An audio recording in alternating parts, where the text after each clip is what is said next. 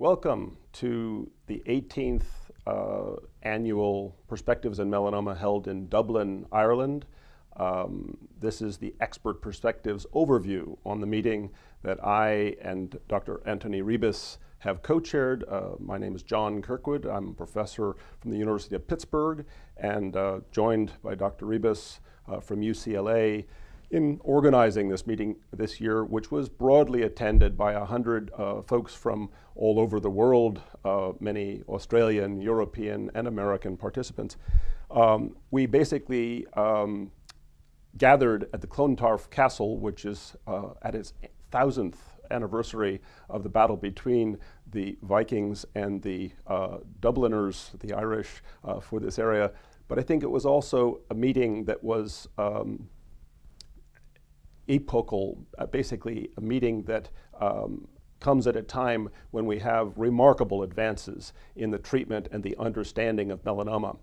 So the first of our sessions was on the genetics and the epidemiology of melanoma and its underlying biology, through which understanding we've actually made many of the advances that have happened. Dr. Rebus, it was really an amazing session. You led it off presenting the work from the Cancer Genome Atlas studies that Dr. Michael Davies has led. What was the singular feature or two of this first session of our meeting? I think, John, our battle against cancers is starting from understanding its genomics, understanding what makes it a cancer. And if we've known for years that there's these mutual exclusive mutations on BRAF and NRAS in cutaneous melanoma, c-KIT in less frequency, and then GNAQ and GNA11 in choroidal melanoma, now we know that there's a constellation of other recurrent mutations that are driving this cancer. We are finding out the role of NF1 in tumors that are BRAF and NRAS double negative, which before it was a black box for us. And we're understanding how these mutations are modulating the ability of this cancer to be progressing. It's a time where then we start thinking of what else is there. It's not only the genetics, but it's also the epigenetics. It's how different proteins are modulated on their function. And there we had an outstanding talk by Colin Gooding on MITF. MITF is the master transcription factor of melanocytes. It drives the program of a pigmented cell. And it's of key importance to the biology of melanoma. It's actually a complicated issue, as you heard, which is too much or too little of MITF may lead to more or less aggressive melanoma, but also more or less sensitivity or resistance to many of the drugs that we care about. And for example, a low baseline MITF leads to lower responses to BRAF inhibitors, but a high MITF can also lead to resistance to BRAF inhibitors. So it's a time where we're understanding complex phenomenon in a way that's impacting patient care. All of this information in advanced disease, it's helping us then go the next step, which is what should we do, how should we apply it on the screening and prevention? And John, you're an expert on this, so I would like you to tell us a little bit about that other session, that next session that we had, where we had discussions about how do we care about the patients who have a primary skin melanoma, and we want to advise them on what to do at that time before they relapse, to prevent relapse or to manage them. Right. Well, I think the meeting on surveillance and screening was an echo, a distillation of a meeting that happened for the World Congress on Melanoma a year ago in Hamburg, where what was highlighted is the dramatic diversity in programs of surveillance conducted in Australia and the Netherlands with only clinical follow-up, no radiologic, no other imaging assessment of patients. And on the other extreme, in Germany and Austria and Switzerland, the S3 guidelines for follow-up which in stage 3 patients may involve as much as CT scanning and PET scanning every 6 months, then every year for patients out through 5 years. The sad truth is there is little evidence-based impetus to do screening at this point in time. And with the new therapies, probably everything that we've learned in the past is going to need to be reevaluated. With therapies, the checkpoint inhibitors, where we have now 2 approved, ipilimumab and pembrolizumab, anti-CTLA-4 and anti-PD-1, that may be more effective when used in patients who have lesser burdens of disease. The real question is, if we detect the disease earlier, can we cure the patient more frequently? The diversity really needs to be studied, and I think that's the sad gap that we have. I think Dr. Lorigan, Dr. Doomer from the UK and from Switzerland, Zurich, really highlighted these differences and the lack of evidence-based impetus for any of us to do surveillance now that would be different from what we did yesterday. But I think for the future, this is something we all need to think about. The abstracts were the next couple of sessions, and we had some very interesting abstracts. Work from the Netherlands was presented with topical immunotherapies and anti-pigmentary drugs, where Dr. Lutin's group has applied the monobenzyl ether of hydroquinone and a TLR7 agonist known as imiquimod to show us data that was really very promising for local regional therapy that may have an immune basis both in the induction of T-cell responses and in antibody responses that they are now carefully dissecting. And I think that presentation by Dr. Toylan for me was one of the high points of the abstract sessions which we had. And I think the abstracts are a place where we got to see the local talents of many of the Irish and regional European participants in the meeting. But the next big session, of course, was on the revolution in BRAF and MEK and potentially in the future ERK inhibitors. Dr. Rebus, what really was there? What new advances do we see with the combinations of BRAF inhibitors that are now available and approved, at least in the US? Well, I want to start by talking about the work done in a mouse model which ties between prevention and treatment, which is a work by Amaya Viroz and Richard Moraes, just recently published in Nature, about the role of ultraviolet light in inducing melanocyte proliferation in a model of a BRAF-driven cancers, where ultraviolet light leads to the proliferation of the BRAF mutant melanocytes that lead to nevus. So what they showed is that with ultraviolet light exposure, those mice had proliferation of the benign precursors of melanoma, and obviously with enough damage that will become a melanoma. But then they went forward to test our common way of advising our patients to protect themselves from the sun, which is the use of a sunscreen.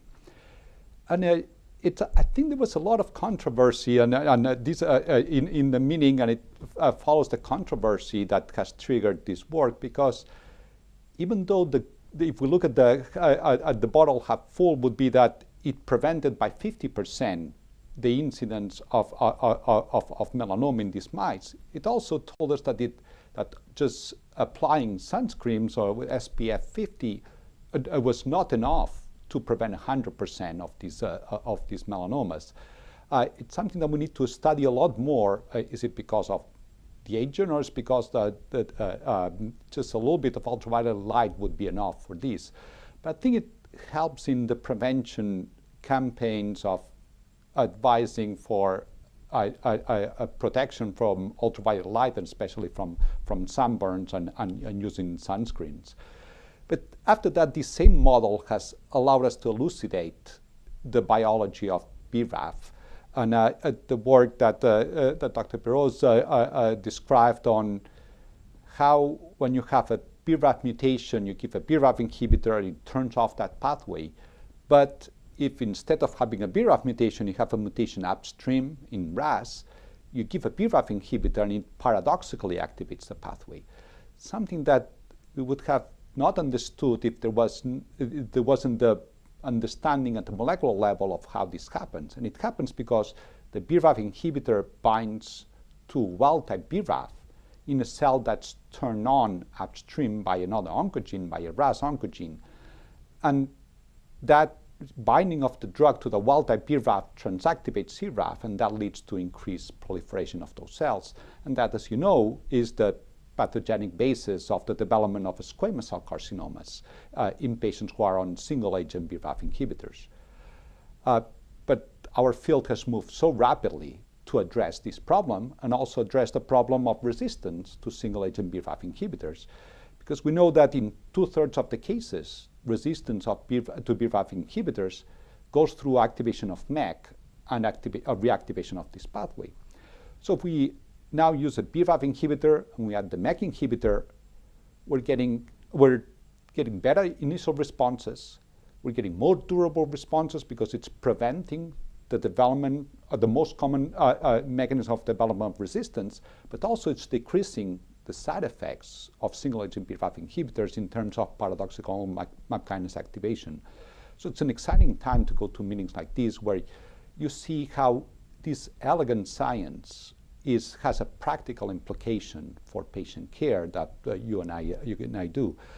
One of the other things that was discussed was Graham MacArthur shared his understanding of the metabolic effects of oncogenic BRAF and blocking BRAF.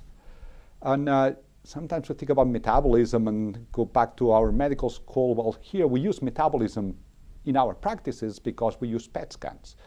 So Dr. MacArthur has been studying the effects of BRAF inhibitors in patients measured by PET scans. And it's a very quantitative way to have a pharmacodynamic readout.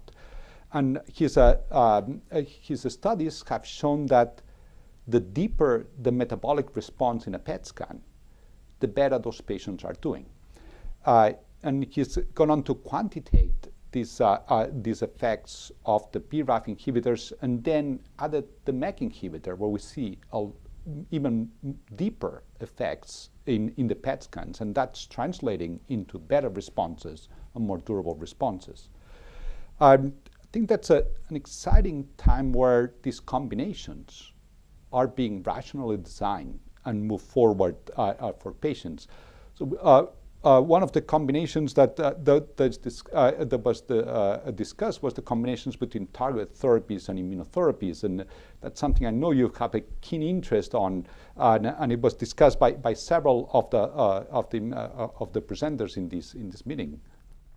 Yeah, I think that this last session was very interesting, as you pointed out, because the whole basis upon which UV protectant, UVA and UVB protectant sunscreens may actually really work, both in the mouse model and in the human, but that they shouldn't be interpreted as a license for the patients to, with sunscreen, recreationally sunbathe.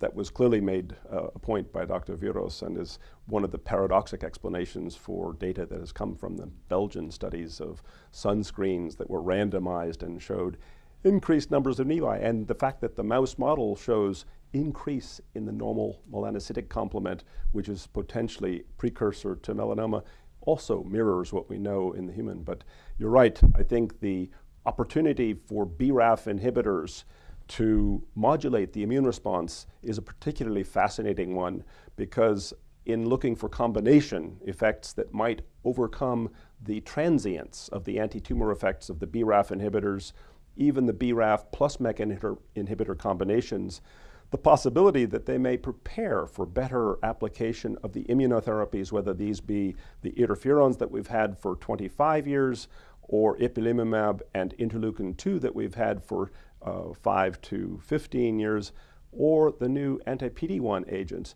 is really a very exciting possibility.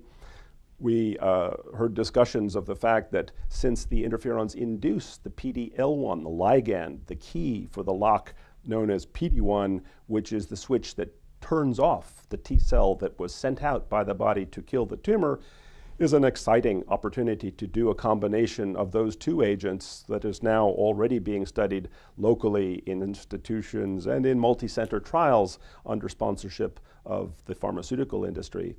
I think the opportunity that other immunotherapies may be combined with one another was something that we discussed at length. There is additive benefit of the interferons and anti-CTLA-4 blocking antibodies, both tremelimumab and ipilimumab, and there is a very good foundation now of evidence, even in a very large phase 1 trial of anti-PD-1 nivolumab and anti-CTLA-4 ipilimumab that Dr. Snoll reviewed for us, and that these effects may actually achieve 60-70% 1-year progression-free survival, 50-60% 2-year, and 40-50% 3-year plus responses in metastatic disease that only 5 years ago we had not a single trial to show we could impact with any therapy available is truly remarkable. So I think the opportunity to bring these therapies into application for the potential cure of metastatic melanoma is now before us, and something that we wouldn't have dared to utter as a word to cure this disease in metastatic setting was discussed. The opportunity to do immunotherapy and targeted therapy that we discussed, that Grant MacArthur and Paul Oregon discussed, whether we should begin with the targeted therapy, the BRAF inhibitors, the MEK inhibitors, or we should begin with immunotherapy is a current and ongoing source of confusion, I think, to the community at large internationally. This is something that has yet to be tested prospectively in a randomized control fashion, but we heard evidence that supported the use of BRAF and MEK inhibitors up front, the fact that the majority of patients can expect within even weeks to have major anti-tumor responses from these approaches to the disease was countered by the durability of the responses that can be achieved with the immunotherapies, singly or in combination. And I think the good news is for the world at large is that a randomized trial of the doublet of BRAF-MEK inhibitor therapy versus the doublet of anti-CTLA-4, anti-PD-1 are in the final stages of launch across the U.S., across the intergroup in the U.S., and that trial that is going to be an intergroup trial will be something that we can prospectively, rigorously test, where patients will either start the BRAF-MEK if they are BRAF mutant with measurable metastatic disease, or start Ipi-Nivo, and in the end, hopefully before too very long, we'll know what the benefit of the one as opposed to the other strategy may be. So one of the things that I think this session also brought us is that if we've made so much advance on the biology of BRAF inhibition, we're seeing the same excitement on understanding immunotherapies. So Christian Blanc and their group in the Netherlands with Ton Schumacher have been at the forefront of learning what are T cells recognizing in the cancer cells when we use ipilimumab, when we use adoptive cell transfer, or now hopefully with PD-1 therapeutics. And in some cases, they recognize melanosomal antigens, MAR, GP100, the ones that we've known for many years. But in many cases, it's these T lymphocytes are recognizing neoantigens that come from private mutations in each one of these cancers. So by doing genome sequencing, looking for all of the proteins that are made and looking for the point mutations, they can then zero in what T cells are recognizing differentially in the melanoma as opposed to the normal cells. And that's giving us a new wave of understanding of how these immune responses are regulated and what are they targeting. That is leading to then the understanding of how does PD-1 blockade work. And the work that we've done at UCLA in collaboration with Caroline Robert at the Gustave Roussy has been based on looking at the immune infiltrates at baseline and how are those immune cells that are present turned off by PD-1, PD-L1 interactions, and how can understanding that at baseline can lead us to predict what's going to happen with the therapies. And it turns out that it's what we would have expected, that the patients who respond are more likely the patients who had a pre-existing T-cell infiltrate.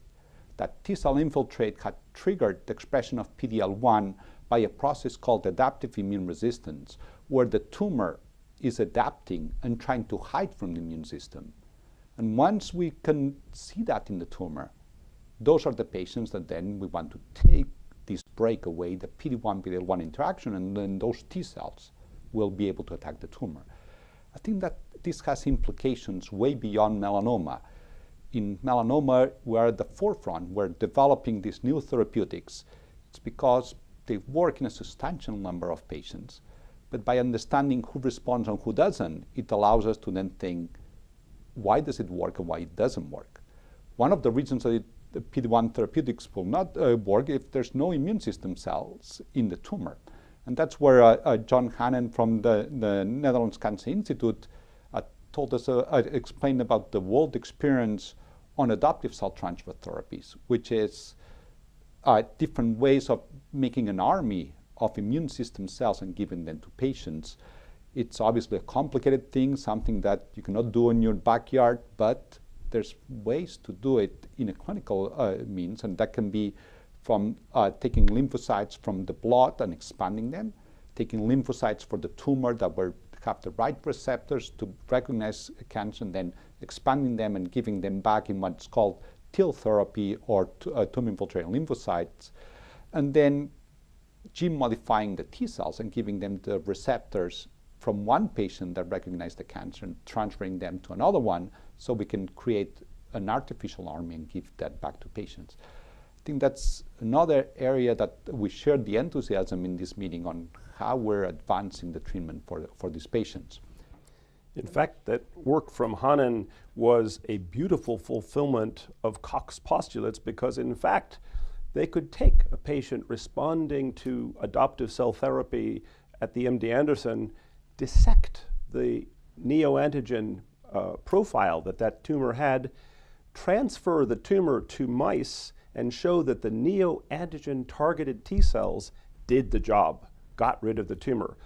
So the exciting thing for me from Dr. Hannan's presentation is that they will now and have already activated a multi-center TIL adoptive cell therapy protocol, which will be conducted in Copenhagen, in Amsterdam, and in the UK with Hawkins. And basically, this trial between John Hannan, Inge Marie Svane, and Hawkins will test adoptive cell therapy at a cost which, remarkably, he said, is 70,000 euro per full treatment cycle, compared to ipilimumab, which, as we all know, is 120,000 euro per course.